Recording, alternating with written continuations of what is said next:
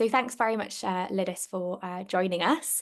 I'm going to let you introduce yourself, give us a little background about your, how you've got to where you are, and then also about your role within the UKLLC too. So over to you. Thank you, Eleanor, and good morning or good afternoon, everyone, depending where you join us from. I am doing this webinar from Birmingham, where I currently live. I work as a researcher and a citizen panel project lead for the University of Edinburgh in the UK Longitudinal Linkage Collaboration. That's a research organization which is based at both the University of Edinburgh and University of Bristol. Thank you again for inviting me, and a little bit about my background. Yeah, that's an interesting question. I come to this role and this project in particular as a social scientist. So I am a sociologist. I also have a degree in social anthropology, and I've done quite a lot of different research projects, especially after my PhD, working on diverse topics, but mostly related to inequalities. That goes back to my training in sociology. And after COVID-19, there's a lot of research going on, especially in the UK, about health inequalities. So I come into this with different interests and questions that, again, go back to different societal inequalities, and then intersectional identities and how different people from different groups perceive that. So the project that I'm doing currently at UKLLC is similar in this way because it looks at bringing different members of the public, of the society, as a panel group to review the way longitudinal research is done and how people who are interested to have access to data that is stored in this special research infrastructure that we have at UKLLC, what kind of questions are being asked, how is the data accessed, what is the process, and then what kind of public good, public benefit come out of this research. So this is what I'm doing at the moment, and I will give a brief talk about that soon, I guess. Thanks, Lidis. That's really great to hear a bit about your background. And I think your framing coming from a social science background really provides a different insight that perhaps we don't often give a lot of voice to within the data science world. So I think you have a really interesting perspective to bring. So I'm really looking forward to hearing more about that. But I think perhaps we'll bring that up in the questions. Yeah, you feel free to get started with your presentation. That'd be great. Okay, thank you. Yes, I look forward to receiving questions and discussing anything that is hopefully interesting for participants and anyone who listens to or watches this presentation. So I think I can start by sharing my screen. A moment, please.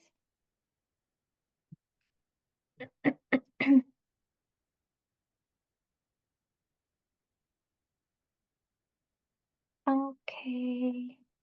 Wow. Just be able to move this around. I hope you can all see my screen. If Eleanor can tell me yes, then I guess everyone else can see it. Yeah, all good. Okay, great. Thank you. Okay, my little talk today is about the UKLLC Citizen Panel Project, which is a new methodological way of involving the public in reviewing the data access process for longitudinal data. Right, so that's a bit of a summary of the project, but I'll talk a little bit more about what the organization does, and then the context of the citizen panel and the current status, so where we are at the moment, because we have started it a few months ago, so the project has not been completed yet. Okay, so UK Longitudinal Linkage Collaboration is a national trusted research environment for longitudinal research. We are a partnership and a collaborative endeavor, I would say. So an organization that works together with more than 20 longitudinal population studies in the UK. And this is how we started during COVID-19. And we still work together with all these 20 plus, 22, I think at the moment, and there are more organization interested in joining. We are funded by the Economic and Social Research Council and the Medical Research Council. And so this tells you the fact that we do both medical research and social science kind of related research. And the whole team where I work is interdisciplinary from that point of view. We also work with UK Statistics Authority and a couple of other partners, as you will see on the next slide, also in collaboration with UCL and Swansea University and the University of Leicester. So basically, what we do is we provide a research infrastructure to support the analysis of linked longitudinal data. If anyone is wondering what is longitudinal population study, just briefly to say, if you're not familiar, this is a research design where different kind of health or socioeconomic related or well-being data in terms of events and what happens throughout a person's life are followed up regularly. So it can be from the time that they're born or even before that until as long as possible throughout their life, if people who volunteer agree to share their data. And so this is something that has happened in the UK since 1946, I think. That was the first national survey that was conducted. And at the moment, we have between 2 and 3 million UK residents that are taking part in such longitudinal population studies. And there are more than, or between 50 and 100 studies of this type. If you would like to know more about UK longitudinal linkage collaboration, this is the website. And then we have 2 more guidebooks, and one is a guidebook and one is a website that tells you how you can explore the kind of linked data that we have. And then again, these are examples of our partner studies, such as Children of the 90s, 1970 British Cohort Study, Understanding Society, National Child Development Study, Twins UK, Generation Scotland, and many others. Okay, so that was a very brief introduction to what we do. In the next few slides, I would like to talk about the citizen panel as such. So I think probably you might be familiar with this sort of methodology that has been used I think originally in the US, but then many other countries started using it. So sometimes you hear about a citizen panel, other times about a citizen jury. This is basically a way of gathering the views and perspectives of different selected members of the public, usually from different socio-demographic groups. They come together as a panel or as a jury and meet several times. And then they hear different presentations, we can say, by different people, could be experts in an area. And then they have time to debate, to discuss, and to come up with what sometimes it's called recommendations, or could be even something like 10 guiding principles as to how to do a certain thing in a research project.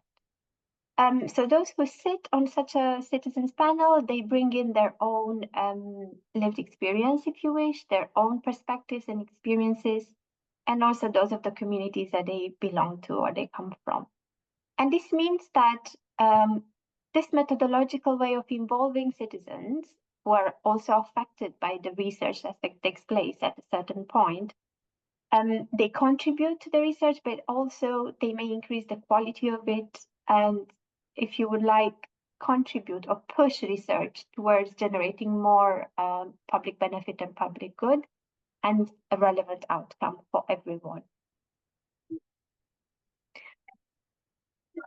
So if we talk about the UKLLC citizen panel, in some ways, it does follow the principles for a citizen panel, if you wish, but we want to do something which is quite new and particular related to the kind of research that we're doing. And so we've got a grant from Medical Research Council and the Economic and Social Research Council to pilot this study for 2 years, this year and next year. And the project started basically when I joined at the start of this year. So it is a research project and also a public involvement kind of activity. And I know that there is this question sometimes that I get asked, if there is any difference between the two. So from my own point of view, as I did mention my professional background at the start, as a social scientist, I come to this with a viewpoint and different experiences of conducting research projects that involve members of the public. And so for all those reasons, this is a research project. It had to go through ethical approval, and all the steps in the design and co-design of the project follow the same rules, if you'd like. But I do understand that there are other views from perhaps people who come from different sciences, data science or medical or health. And in that case, the terms used might not be participatory research, but more like public involvement, patient engagement, and something like that. As I said, my own view is, I think it's a little bit of both, if you'd like. And I think what really interests me is the methodology of it, how we're going to do it, the aims of it, and then the output. So going back to where this comes from, the origin of the citizen panel in research for health and well-being comes from the organization called Understanding Patient Data. And the aim is to provide a new model for data governance and for data access, especially in longitudinal population study, which you see as an acronym LPS. And visually, this new learning model can look like this. So what we see on this screen is a visual outline of how data access decisions are usually traditionally made. Let's say a researcher or a research organization applied to use the data, the longitudinal population data, for instance. The application is assessed by different groups, different panels. Then the researcher, let's say, gets access to the data to use it, to analyze it, and then to produce results. So this is a very linear process. The Understanding Patient Data proposed a new kind of a circular feedback model that looks not only at how the researchers apply to use the data and then how they produce outputs, but if we look at the other half of the circle in dark blue, we also need to kind of scrutinize what are the outcomes from such projects.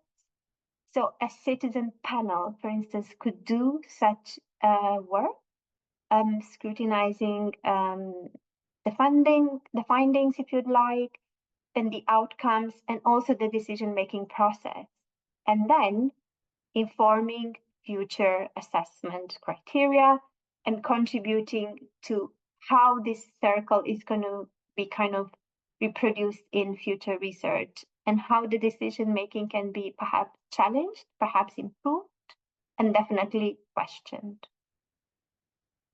So if we keep this in mind for the next couple of slides, I hope this will kind of help us understand why the citizen panel at UKLLC and what are the aims of it and how we're going to get there.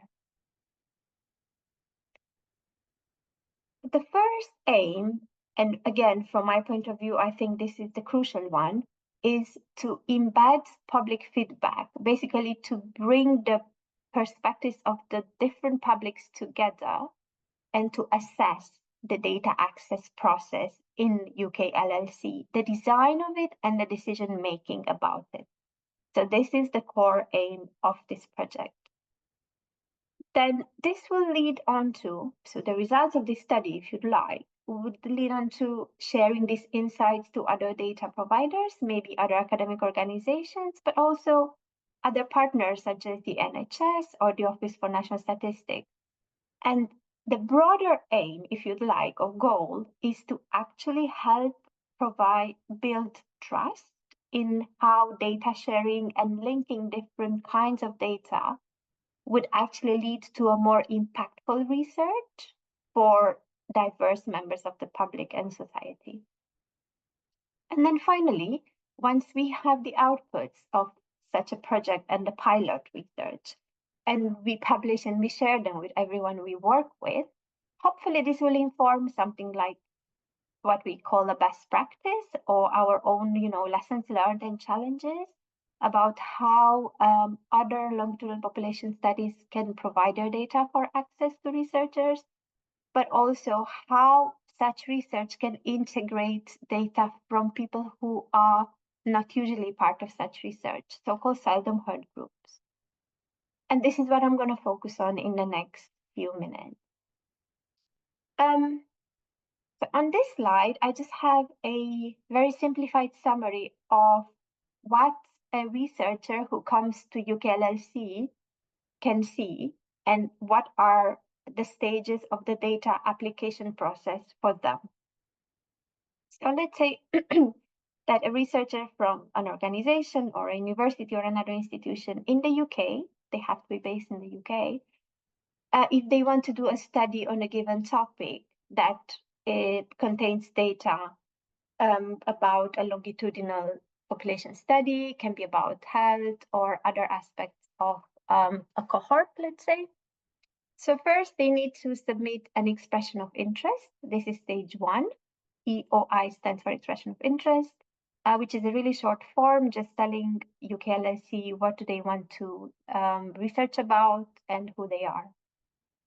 And then the UKLLC team looks at this expression of interest, goes back to the researcher telling them if this is okay or they need to do more.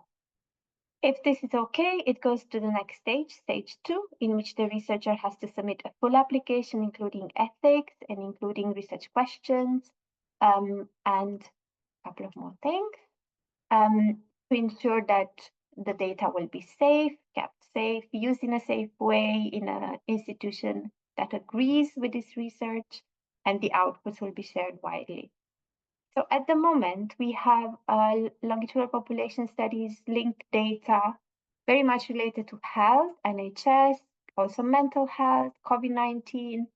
And since very recently, we've got agreement to provide administrative data. So that can be about from the Department of Work and Pensions, also about tax benefits and education. So this is a new step in the work that we are doing. Okay, so the researcher goes to stage 3, in which if their full application is accepted, then they need to go through a review process and give a 15-minute talk about their research, their intended research, in front of a public review panel. So members of the public will scrutinize this. And also an LPS, so Longitudinal Population Study Data Access Committee, will ask questions to the researcher. And the same goes for an UKLLC Data Access Public Review Panel, which will try or will aim to scrutinize this research proposal from a public point of view. And finally, the UKLLC Link Data Review is authorized by NHS to ask questions from the researcher and ensure that the research is done for public good. If everything goes well, and after 4 weeks, if the research has their topic and research proposal approved, they will sign contracts such as the data access agreement contract with the institution that hosts the researcher and funds him or her, and the data user responsibility agreement for the researcher themselves. And then they have access to the data within about a week. So now, let's say there is a research project accepted, approved by everyone, all the institutions included and the public, and the researcher can use the data. Once they start having access to it, they can do analysis, interpretation of the data, and then their project is listed on our website. This is an example of what we have at the moment. We have a couple of projects. There are more than this, but you can see this is just the start. So everyone can go to the UKLLC website and see what kind of research projects are currently taking place, or which titles they have, such as this one about, the first one is harmonizing diagnosis of health conditions across British birth cohort, the lead applicant's name, which organization they come from, when their project was approved. And then if anyone is interested to get to know more about it, you just click on application ID and you can read about the project and if there are any outputs or not.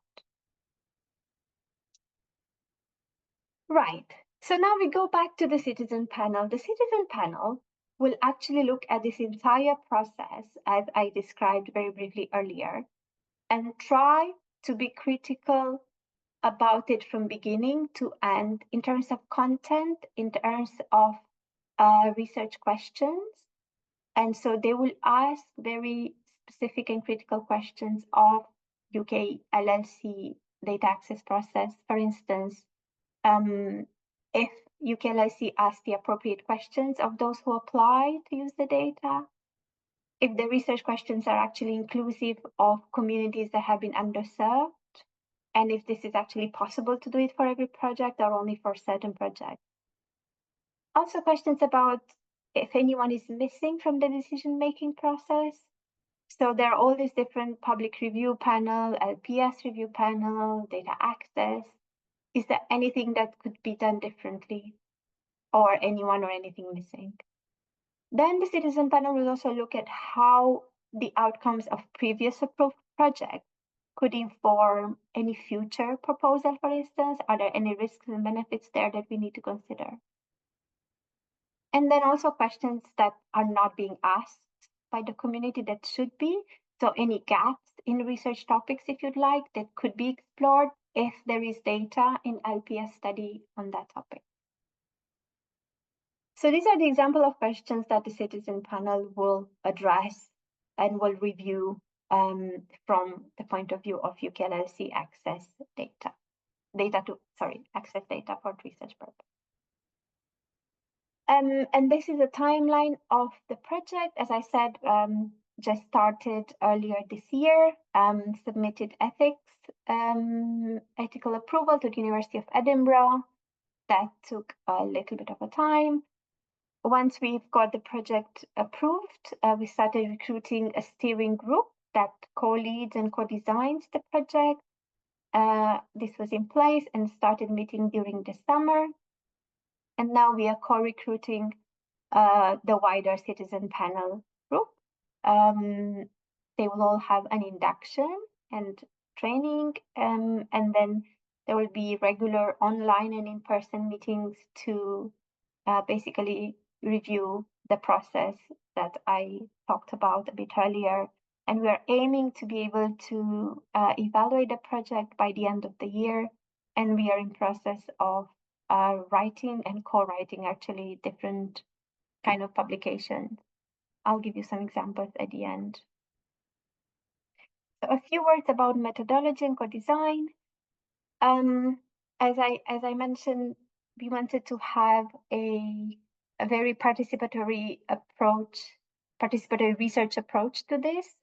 And we wanted to have the members of the public take part in it from the very beginning and help with decision-making and co-design.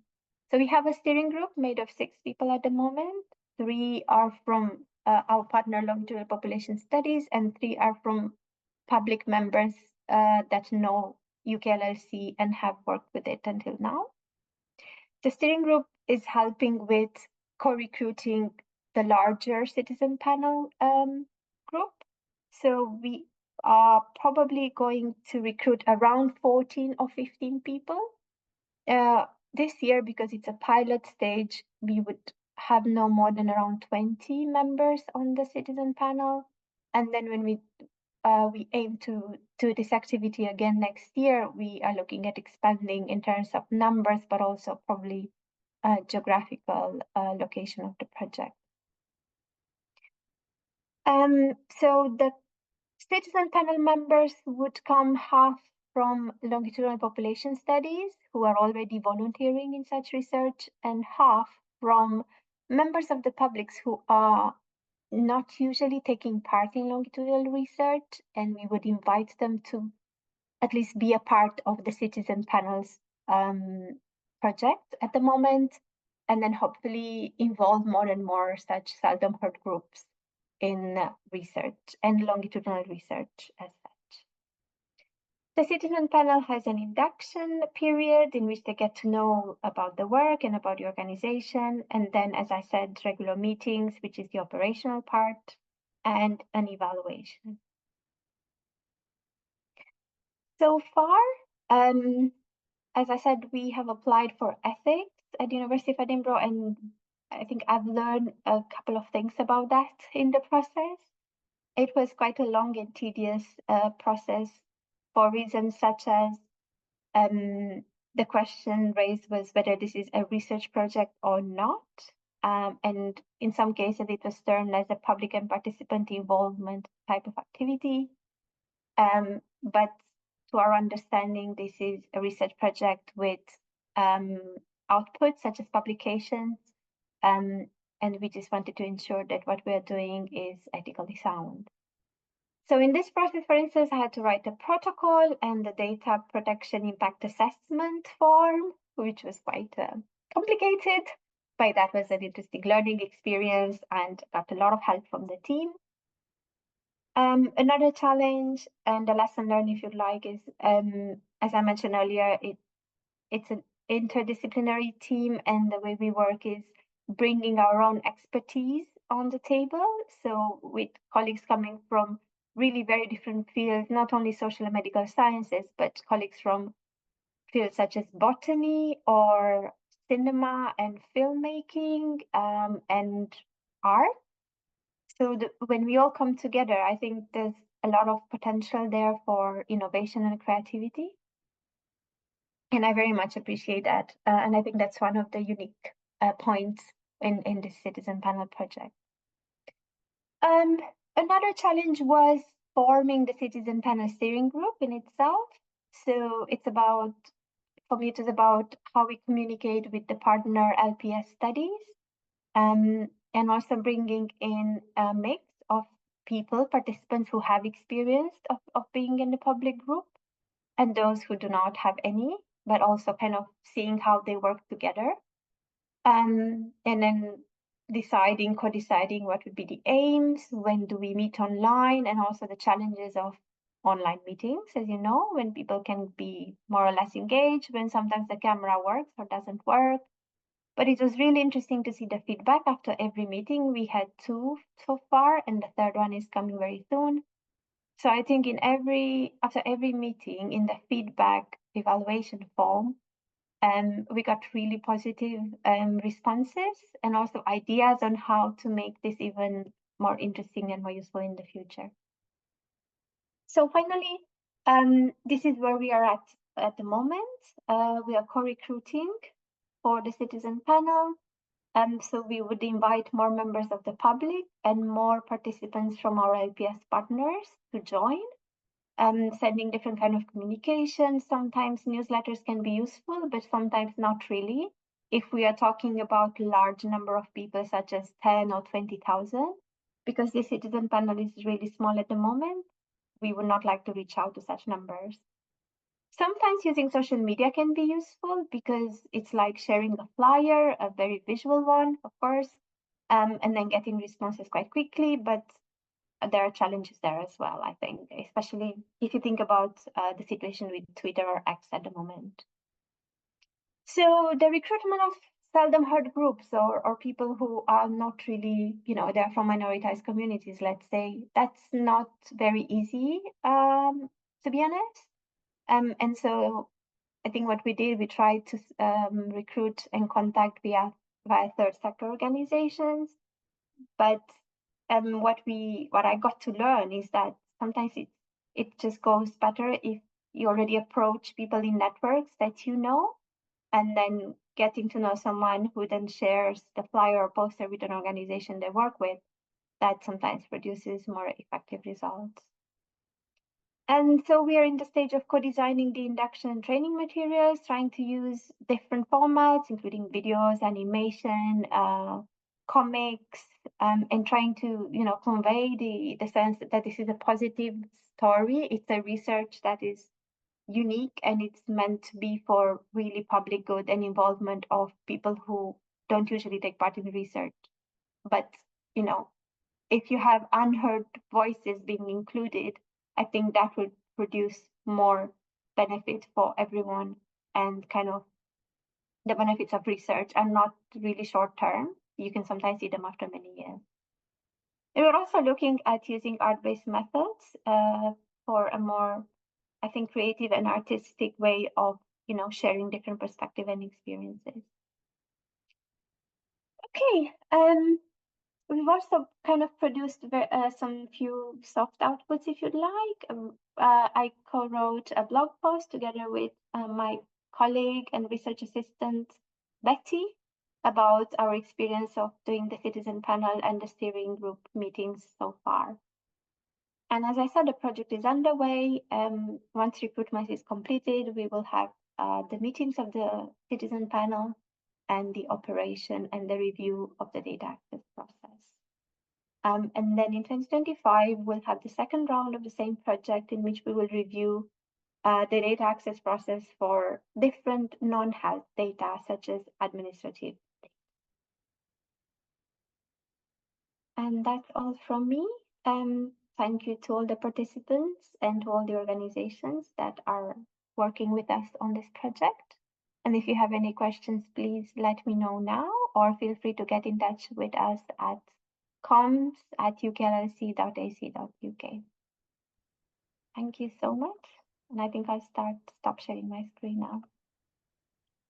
That's great. Oh, thanks so much, Lidis. That was really comprehensive and really interesting to hear all of the decisions that you've made and the people that you've involved in that whole process. It sounds like a really big project, but one that's really worthwhile. So yeah, really great to hear that.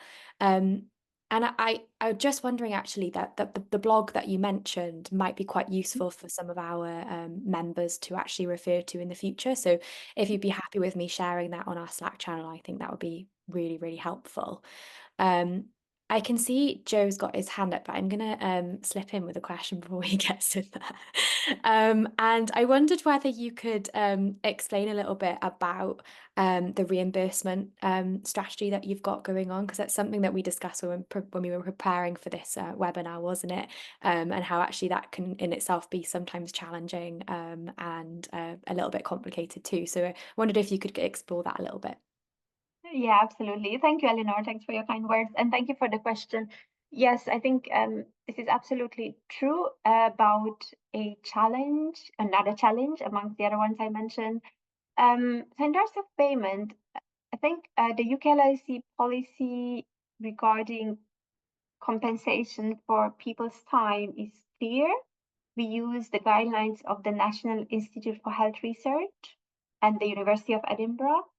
And so everyone who takes part in a public contributor group, that can be the citizen panel or another group, because we have a couple of more, they are reimbursed for their time, which is very clear at the moment. So there is a set amount that is being paid either in cash or in vouchers, and that is per hour. So let's say in the citizen panel, if we have 2-hour meetings every month or twice a month, they'll get the same amount every time. And they can choose if they would like a bank transfer or a voucher that can be used at different other places. But challenges with that are in terms of, for instance, as we have different participants who might have different, how do I say, different access requirements or maybe limitations as how they can use their time. So sometimes people can join only after 5 when they come back from work, or they have other family or personal commitments, or if they are carers, they need to care for someone. So then we are looking at having those expenses covered. If someone can attend the meeting only if there is a third person doing the care work, then that needs to be compensated for, according to, again, the terms of the University of Edinburgh, for instance. So they have to provide, an invoice, for instance, and then the payment can be done.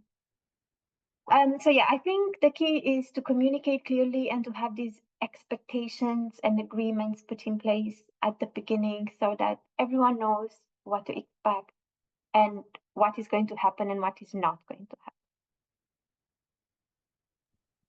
That's really interesting. Yeah, I know thanks. that helps. Yeah, I know that the idea of having it people with caring responsibilities isn't something that I've ever thought of. So that's really interesting perspective. So thanks for that. Joe, did you want to come in with a question? So I have loads of questions, but I'm aware that we're at quarter to the hour, so I'm going to filter myself and ask the most important ones first. Lidis, I'm going to ask you the question that I always hate getting asked, which is, this thing sounds great, but from the position you're in now, which is looking back on what you've achieved, what would you do differently next time as you're starting afresh? Okay. Thank you, Joe. So the question is what I would do differently. Do you have any specific stage of the project that you're referring to, or everything till now? I guess I just reflect. There are definitely, when we reflect on the way we've done our participatory practice for some of our research projects, we can identify clearly things that we need to do again, or things that we were saying because they didn't work. I was wondering if you had any of those kind of immediate reflections from your work. Yeah, I see what you mean. That's really interesting that you asked this, because I tend to be a reflective kind of a person, and I've been reflective throughout the process so far. So some of those reflections are in the blog, as Eleanor mentioned, but I think there are more and more coming as we are moving into different stages of the project. So I think what I would do differently, there are just a few things that come to my mind at the moment, but I think I would probably start the project before the summer, way before the summer if possible, because what I notice in the summertime, at least July and August, there are delays which are kind of understandable because people go off on holidays, and even in the institution where you work, things get delayed and take more time than usual because everyone has their own, personal schedule, if you like. Another thing that I would do different is I think work very closely with team members to exchange ideas because that helps a lot. So when I joined, I had to understand a lot of things on my own. And then I have a team member working on communication administration, and they are very helpful. And then a research assistant who joined, and she wrote one of the blogs, as you could see on the slide, but that was for a short period of time. However short the time was, it was extremely useful. So what I would say is, like, if I start again, I would like to start and work directly with someone immediately or as soon as possible and continue working with someone else. It just feels like it has to be a team effort. And I've got a lot of support from a lot of people in the team and the university and so on. But I think having a partner in your immediate small team is really, really good. Cool. And how can I keep going? If you have another question, I'm happy to answer. I do. So it was around the I guess like a practical consideration around skilling and training for public contributors. I wonder if you had any reflections on how to bring people up to speed so that they can have a meaningful contribution to any kind of public participation. How to bring them up to speed so that they can have a meaningful contribution. Okay, so let me see if I'm thinking about how can different members of the public come and join this project, and then how can they get to know enough about it on time so that they can then contribute very, focused. That's a very good point, and I think that's something that I'm dealing with at the moment. So with the steering group, what I noticed is that those members on the steering group who have had more experiences with this kind of research project or other research, longitudinal or not only longitudinal kind of research, I think they probably tend to contribute a bit quicker and with a bit more confidence.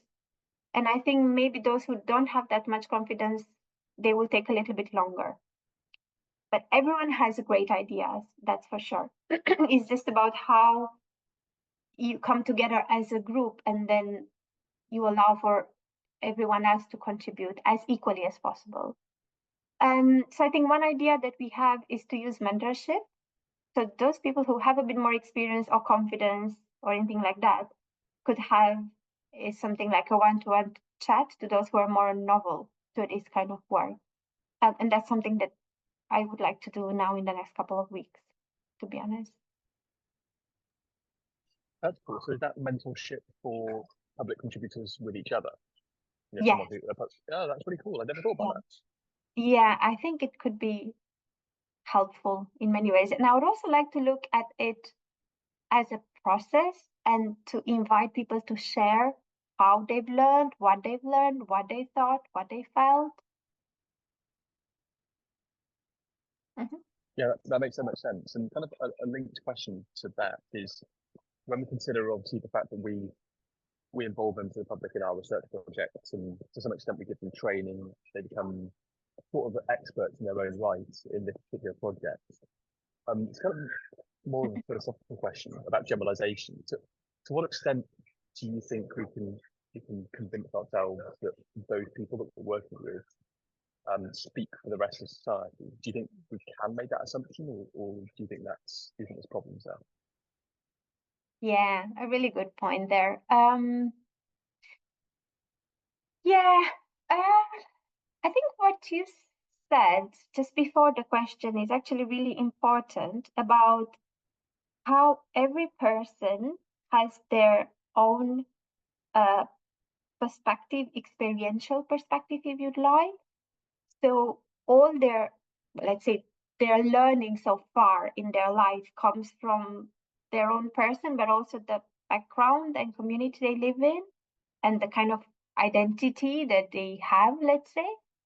So they do bring a bit of both, I would say.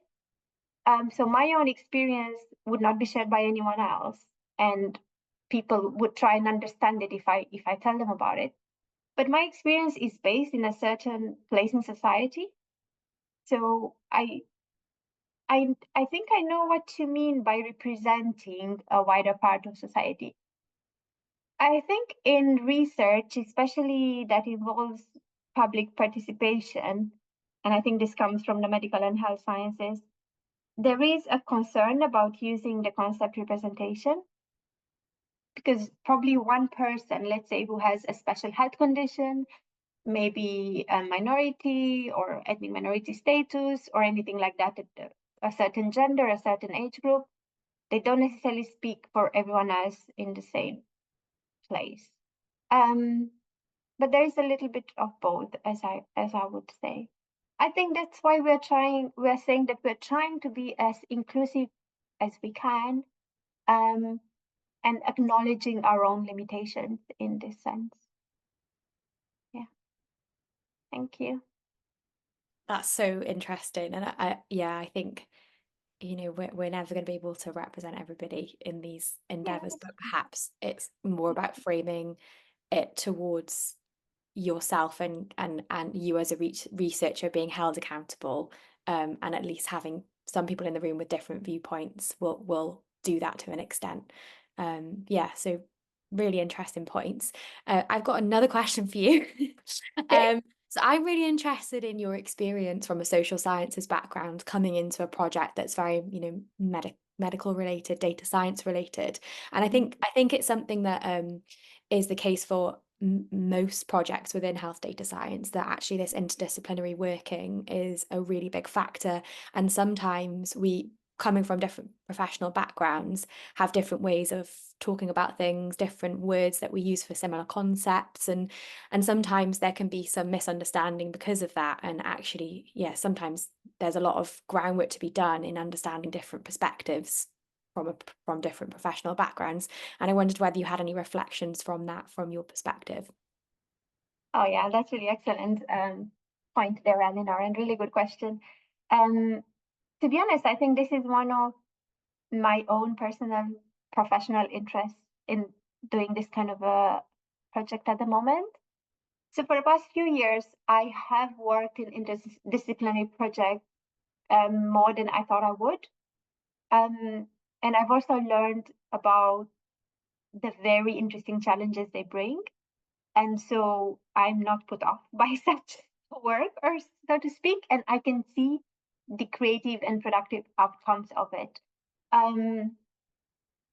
So what I've learned, just an example, before joining UKLLC at University of Edinburgh, I was working on another project at University of Leeds with different teams from other parts of the world that have already done their field work, and they gathered data in projects that lasted for probably 5 years. And my role was to write outputs about that kind of work, and of course, lead the writing process. So of course, all the team members contributed. But I came to that work and to those kind of projects really as someone new. And I haven't worked with health data necessarily before, just a little bit during COVID, because it was all about COVID-19. So everyone was doing whatever they could, I guess. And what I noticed is that I was able to work with teams from different parts of the world with English as our common language, to be honest, but also with bringing in our motivation to having such a project and the outputs out there for the public to see them. And that worked really well. So we were able to write together a couple of papers in less than a year, and reports and blogs and produce articles and do interviews. So I think what I learned from that is that you can do interdisciplinary work really well, coming from really very different backgrounds, if you have a common goal and if you're motivated enough for that work to be finalized, to be out there. And then what you realize is that you get to know about people's background and people's work, and that is enriching in itself.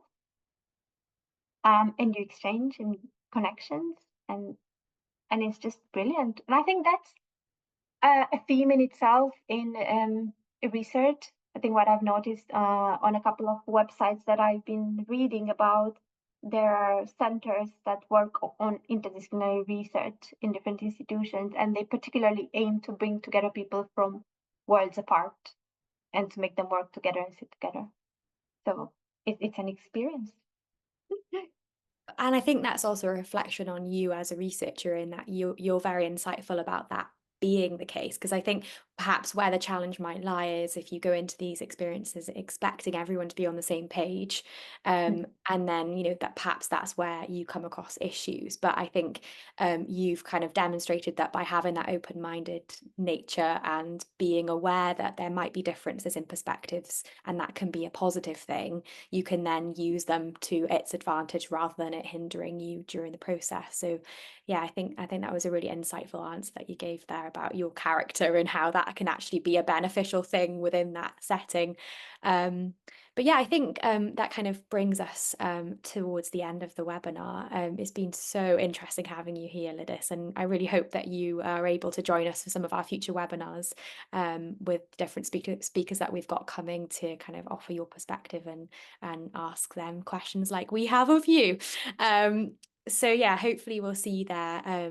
Our next webinar is in a few weeks' time, in the middle of October. And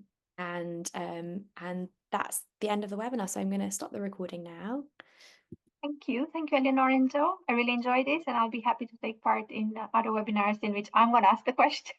Great, it's great. good both ways. Thanks, Thank you.